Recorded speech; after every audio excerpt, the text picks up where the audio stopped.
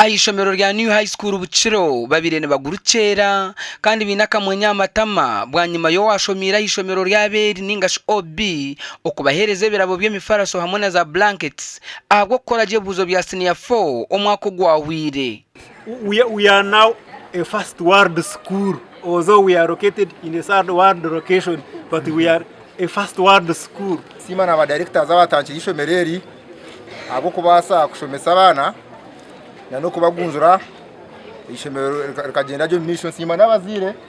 ahabwa support y'umwaterize orukuri ishomereri ayebare Moses asimira beje abayehire yo koraje hamwe n'abashomesa kandi no mwejo ubashomise okwijuka huyarugire.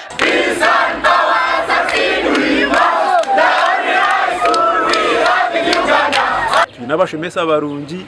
twine environment nungi eyo mwana kubasa kuzamu iwe kuko umwanya wo gureba no mwanya gwecyaro and indeed nature konga it has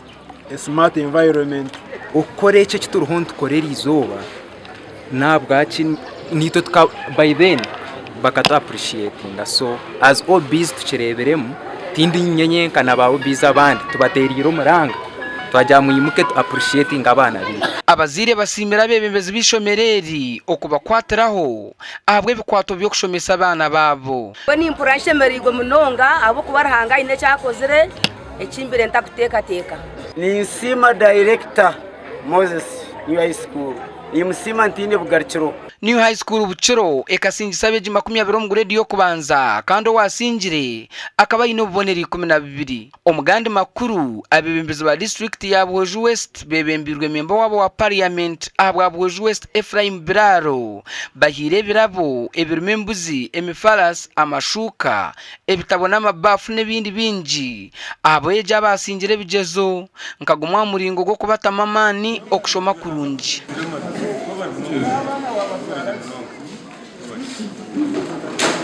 Walicho tukunda amashomero bwingi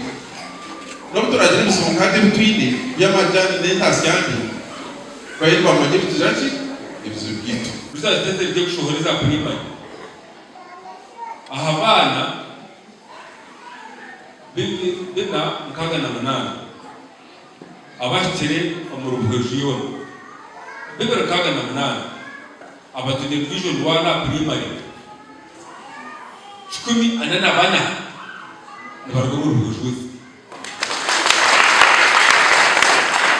abana leyoji abo kwatukahurwa tuyina abana tunkagana bana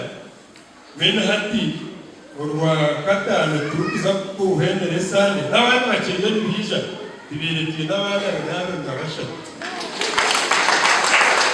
Sabadikono wa Nyakashaka Reverend Canon Eric Sabit ashabira abatura ba Buhweju okugero kugumisiriza baba nibenda kwikabahanguzi mugumisiriza obusasa imabazire mugumisirize n'ofize tano iyo mugumisiriza abana bawe bisha kushoma niye nakwashaka mugumisiriza obusasa kandi shemeye mununga bwo kumpeberabo